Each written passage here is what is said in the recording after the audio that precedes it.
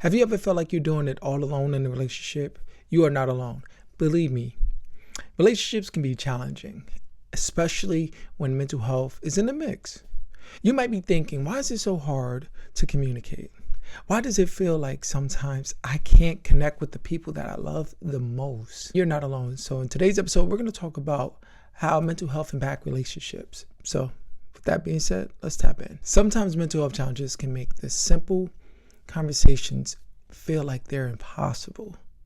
One of the hardest things to do is to express yourself. You may want to tell them, hey, I'm going through this right now, but the words are just not coming out.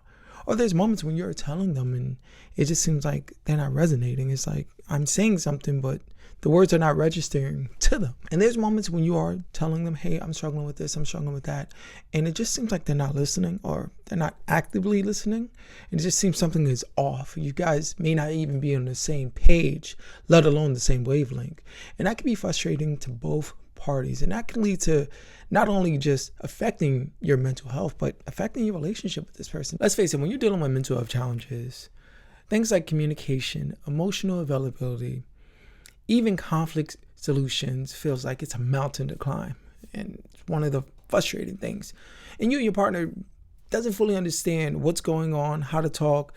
And all it does is just make things harder and harder for not just you, but for your partner as well. The first thing we can do is communicate.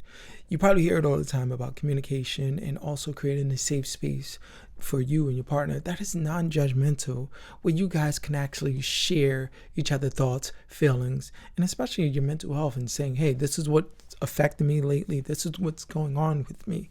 I can't stress the fact of communicating with one another makes not only the relationship better, but your mental health. So you can kind of get the vibe of like, hey, I understand what you're going through. I hear you. Not only do I hear you, I see you. And I want to do everything to help you be the best version of yourself. I know I always talk about creating a safe space, and you're probably wondering, how do I create a safe space? You can create a safe space by putting your phone down, pausing, gathering your thoughts, and giving that person your full attention. Doing this is so vital because you're not only respecting them in their presence and what they have to say, but this is actively listening. And this is such a game changer in so many ways. Not only can you use this for the person that you're in a relationship with, but you can just use this for any relationship. Honestly, it could be a friendship, a coworker relationship, and it could be with a family member. Just actively listening is such a game changer. You can actually understand where that person's coming from, and not only do you get a chance to hear them, but you actually get a chance to see them. And this can help them feel comfortable. And this is how you create a safe space. Another thing that you can do is educate yourself. Take the time to understand each other's mental health. If your partner is someone who battles with anxiety or have depression, take a moment and learn about it. You don't have to become an expert. Honestly, you can learn about it and you can sit down and have a conversation about it and say, when your anxiety kick in, can you explain to me, what do you feel? Or when your depression kick in, can you tell me how you feel? This is not only going to be beneficial to you and your partner, but this is going to bring your bond closer together. Next thing I'm going to talk about is boundaries. I can't stress out how important boundaries are. Especially if you're supporting someone or if you're dealing with your own mental health challenges, you get to understand your limits. And this is so vital for you because you need something to help you recharge.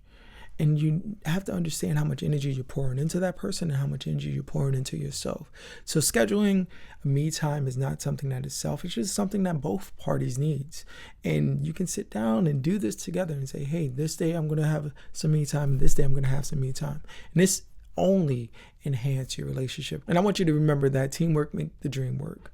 And that's so vital. And this is going to segue into self-care. Self-care is something that's so important. I can't stress out about it because you can't pour from an empty cup, as we all know. And you need those moments to recharge, to be the best version of you, but also to be the best partner that you can be. And this is something that people tend to overlook. And they're like, well, we do everything together. Well, that you don't have that boundary to have that space, that healthy space. I want people to understand that boundaries and self-care, it's not about separating yourself from your partner. It's about providing the energy that you need to recharge so you can pour back into not only yourself, but your partners, so you guys can be the best partners that y'all can be.